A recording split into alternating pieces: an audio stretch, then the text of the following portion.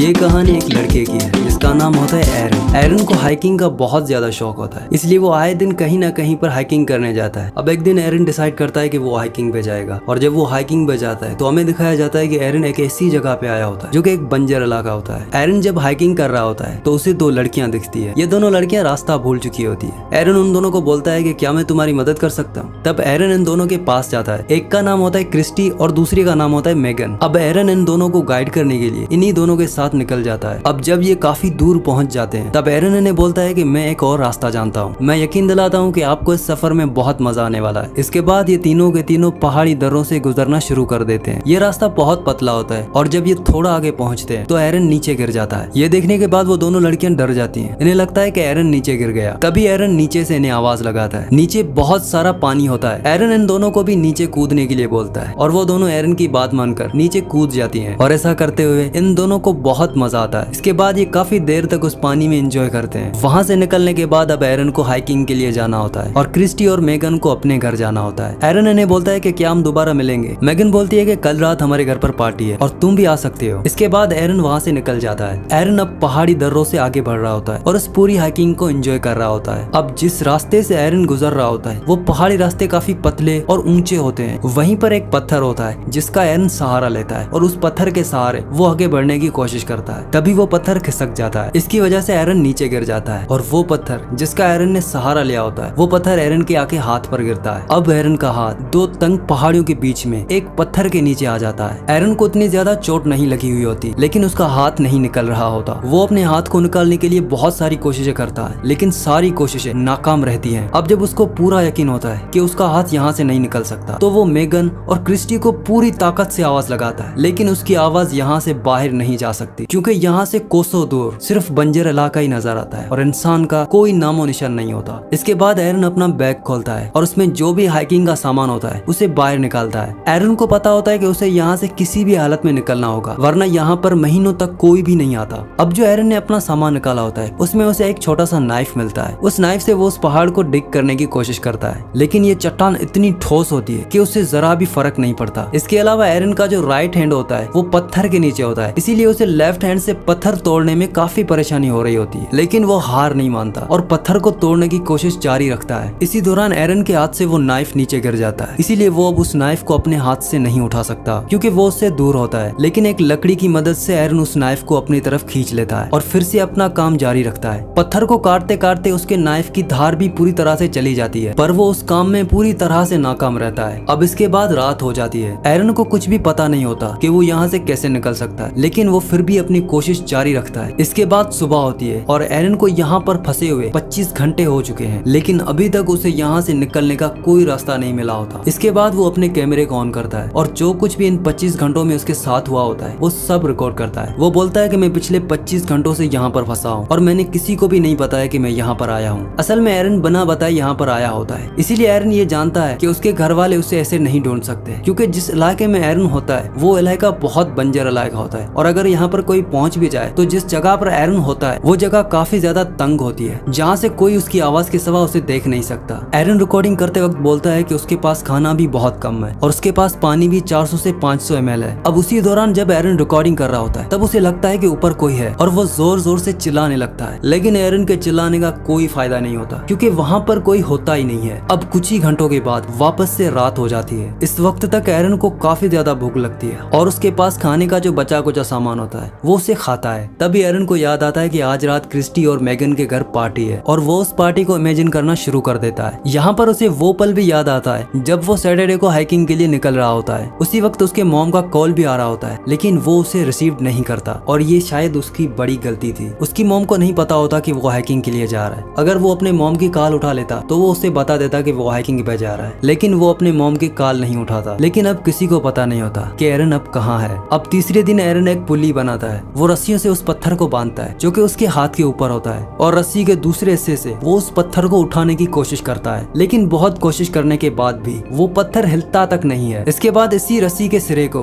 वो अपने पैर से बांधकर बहुत जोर से खींचने की कोशिश करता है, लेकिन इससे भी कोई काम नहीं बनता। अब तीसरे दिन एरन का पीने का पानी भी खत्म हो चुका होता है। अब जब उसे यूरिन आता है तो वो उस यूरिन को अपनी बोतल में भर लेता है ताकि उसे वो पानी की जगह पी सके, क्योंकि उसे पता होता है कि अगर उसे पानी नहीं मिला तो वो मर जाएगा, और अब इसे अपना ही यूरिन पीना पड़ता है। यहाँ तक आते आते वो काफी ज्यादा बोर हो जाता है। एरन के पास अब करने के लिए कुछ भी नहीं होता, इसीलिए वो हर छोटी छोटी चीज को नोट करता है। उसे जब भूख लगती है तो वो छोटे छोटे इंसेक्ट को खाता है, लेकिन उसे इसके लिए भी वेट करना पड़ता है क्योंकि वो तब तक इंसेक्ट नहीं खा सकता जब वो उसके करीब ना आए। अब इन 3 दिनों के अंदर एरन भूख से, प्यास से और इस माहौल से बहुत परेशान हो जाता है, और अब वो डिसाइड करता है कि वो अपने हाथ को काटेगा। इसके बाद वो अपने हाथ को ऊपर से अच्छे से बांध लेता है और वो उसे काटने की कोशिश करता है, लेकिन उसके नाइफ की धार बिल्कुल भी नहीं होती, जिसकी वजह से उसकी पतली सी स्किन भी नहीं कटती। इस चीज से एरन काफी ज्यादा डिसअपॉइंट हो जाता है और वो अपना कैमरा ऑन करता है और उसमें बोलता है कि कभी भी चाइना की सस्ती चीजें नहीं खरीदनी चाहिए, ये किसी काम की नहीं होती। अब इस तरह से एक और दिन भी खत्म हो जाता है और रात हो जाती है। एरन को अपनी फैमिली और उसके दोस्त बहुत याद आ रहे होते हैं। जब वो उनको याद कर रहा होता है तभी आसमान में बादल घिर आते हैं और बहुत जोर से बारिश होना शुरू हो जाती है, और इसी चीज का फायदा उठाते एरन अपनी बोतल में पानी भर लेता है, लेकिन पानी उन पहाड़ी दर्रों में आना शुरू हो जाता है जहाँ पर एरन फंसा हुआ है, और अब धीरे धीरे पानी का लेवल बढ़ता जाता है और एरन उसमें डूबना शुरू हो जाता है। क्योंकि पानी में ग्रेविटी बहुत कम होती है, इसीलिए हम उससे भारी से भारी चीज उठा सकते हैं, और एरन अब पानी के अंदर जाकर उस पत्थर को उठाने की कोशिश करता है, और बहुत मुश्किलों के बाद एरन उस पत्थर को उठा लेता है और उसका हाथ वहाँ से निकल जाता है। इसके बाद वो भागता हुआ अपनी गाड़ी की तरफ जाता है, अपनी गाड़ी में बैठता है और कैनियन लैंड नेशनल पार्क से निकल जाता है। लेकिन ये सब एक सपना होता है और एरन अभी भी उस पहाड़ में फंसा हुआ है, और वो जोर जोर से चिल्लाने लगता है क्योंकि उसे काफी ज्यादा दिन हो चुके होते हैं और वो उन सब से बहुत तंग हो चुका होता है। उसे अजीब अजीब सपने आते हैं और उसे हेल्यूसिनेशन होना शुरू हो जाते हैं। एरन को यहाँ पर फंसे हुए अब 4 दिन हो चुके हैं और ये उसका 5वां दिन होता है, इसीलिए उसका बिहेवियर बहुत चेंज हो जाता है। वो अपने आप से बातें करता है, कॉमेंट्री करता है और ये बोलता है कि अगर उसने अपनी मॉम की कॉल उठा ली होती और उसे ये बता दिया होता कि वो यहाँ पर आने वाला है तो आज शायद वो यहाँ पर फंसा हुआ नहीं होता, और जिस शॉपकीपर से इसने सामान लिया होता है अगर ये उसे भी बता देता तो शायद वो उसकी मिसिंग रिपोर्ट करवा देता। इसने उसे भी कुछ नहीं बताया होता। एरन अपने मॉम डैड को बोल रहा होता है कि मैं तुम लोगों से बहुत प्यार करता हूँ, क्योंकि यहाँ तक आते आते एरन की उम्मीदें सब खत्म हो चुकी होती है, क्योंकि वो भूखा होता है, वो प्यासा होता है, वो दिन ब दिन कमजोर होता जा रहा है। अब एरन एक बार फिर से अपने हाथ को बांधता है। वो चाकू जिसकी धार पूरी तरह से खत्म हो चुकी है, इस बार वो उससे अपने हाथ को काटने की कोशिश नहीं करता, बल्कि उस चाकू की फ्रंट साइड को अपनी स्किन के अंदर गाड़ देता है और चाकू उसकी हड्डी तक टच हो जाता है, जिससे उसका खून बहना शुरू हो जाता है। लेकिन इसके आगे एरन कुछ नहीं कर पाता। एरन अब बहुत ज्यादा कमजोर हो चुका होता है। एरन कहता है कि शायद ये पत्थर पूरी जिंदगी मेरा ही इंतजार कर रहा था, मेरी डेस्टिनी शायद यही है। इसके बाद वो चट्टान पर रेस्ट इन पीस लिखता है और अपनी डेट ऑफ बर्थ भी लिखता है, क्योंकि अब एरन ने यकीन कर लिया होता है कि वो अब यहाँ से जिंदा नहीं निकल सकता। अगली सुबह जब उसकी आंख खुलती है तो उसे कुछ विजन्स आते हैं और उन विजन में उसे एक बच्चा नजर आता है। असल में ये बच्चा एरन का फ्यूचर सन होता है और वो उसके साथ खेल रहा होता है। ये सब देखने के बाद एरन का सेल्फ बिलीफ बढ़ जाता है और वो अपने फंसे हुए हाथ को अपोजिट साइड पुश करता है, जिससे वो अपने हाथ की हड्डी को तोड़ देता है। और इसके बाद जो उसके पास चाकू होता है इस पर उसने धार लगा ली होती है और धीरे धीरे वो अपने हाथ को काटना शुरू कर देता है और इस तरह से वो अपने हाथ को अपनी बॉडी से अलग कर देता है। वहाँ से निकलने के बाद वो अपने हाथ की फोटो भी खींचता है जो कि अभी भी उस पत्थर में फंसा हुआ होता है। इसके बाद एरन बहुत मुश्किल से इस पहाड़ी दर्रे से बाहर निकलता है और बाहर निकलने के बाद वो देखता है कि वहाँ पर कुछ बारिश का पानी जमा होता है। एरन उस जगह पर जाता है और बहुत सारा पानी पीता है, क्योंकि पिछले 6 दिनों से एरन ने ना खाना खाया होता है और ना ही सही से पानी पिया होता है, इसीलिए वो जी भर के पानी पीता है। इसके बाद वो यहाँ से निकल जाता है, लेकिन अभी भी कैनियन लैंड नेशनल पार्क से निकलना इतना आसान नहीं होता, क्योंकि ये बहुत बड़ा बंजर इलाका होता है। लेकिन एरन को खुद पर भरोसा होता है। वो दर्द में होते हुए भी आगे बढ़ता रहता है और तभी उसे एक फैमिली नजर आती है जो कि हाइकिंग के लिए आए हुए होते हैं। तब एरन उन्हें आवाज लगाता है और वो भागते हुए एरन की तरफ आते हैं और वो एरन की मदद के लिए सिक्योरिटी को बुलाते हैं। इसके बाद वहाँ पर एक हेलीकॉप्टर आता है और एरन को वहाँ से उस हेलीकॉप्टर में हॉस्पिटल लेकर जाया जाता है। कुछ टाइम बाद एरन बिल्कुल ठीक हो जाता है और एरन ने जो अपने बच्चे के विजन देखे थे वो आगे चलकर सच हो जाते हैं। 3 साल बाद एरन एक लड़की से मिलता है जिसका नाम जेसिका होता है और इन दोनों की शादी हो जाती है। इसके बाद एरन का एक बेटा होता है जिसका नाम लियो होता है। इतना बड़ा हादसा होने के बावजूद भी एरन हाइकिंग नहीं छोड़ता। उसने अपने पैशन को कभी नहीं छोड़ा होता और वो जहाँ भी जाता है वो वहाँ पर ये नोट जरूर लिखता है कि वो कहाँ जा चुका है। इसके बाद इस मूवी का एंड हो जाता है। ये मूवी एक सच्ची कहानी पर बनी है। जब एरन 6 दिन तक उस पहाड़ के दर्रे में फंसा रहा, एरन के साथ ये वाकया हुआ था 26 अप्रैल 2003 को, जिस पर ये मूवी बनी है।